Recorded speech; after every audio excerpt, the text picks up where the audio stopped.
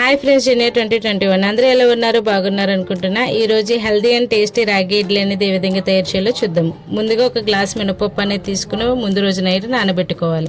తర్వాత రోజు మెత్తటి పిండిలా రుబ్బుకోవాలి. ఒక గ్లాస్ మినపప్పుకి 2 గ్లాసులు ఇడ్లీ రవ్వ, ఒక గ్లాసు రాగిపిండి అనేది తీసుకోవాలి. ఈ విధంగా ఇడ్లీ రవ్వ రాగిపిండి అనేది బాగా కలిసే వరకు కలుపుకోవాలి. కలిపిన తర్వాత 3 గంటలు అనేది ఉంచాలి. ఉంచిన తర్వాత కొంచెం పిండి అనేది తీసుకుని ఇడ్లీ ఎన్నైతే వేసుకుంటున్నా దాన్ని సరిపడగా పిండి తీసుకుని కొన్ని వాటర్ సాల్ట్ అనేది వేసుకుని బాగా కలిసే వరకు కలుపుకోవాలి. ఇడ్లీ బ్యాటర్ ఏ విధంగా ఉంటుందో ఆ విధంగా కలుపుకోవాలి. ఈ విధంగా కలిపిన తర్వాత ఇడ్లీ అనేది వేసుకోవాలి. ఎంతో టేస్టీగా స్పంజీగా సాఫ్ట్గా ఉంటుందండి. ఒకసారి ట్రై చేసి చూడండి. దోశ ఇడ్లీకి కూడా ఈ బ్యాటర్ అనేది యూజ్ అవుతుంది. ఈ వీడియో కనుక మీకు నచ్చినట్లయితే లైక్ చేయండి, షేర్ చేయండి, సబ్స్క్రైబ్ చేయండి. Thank you to all.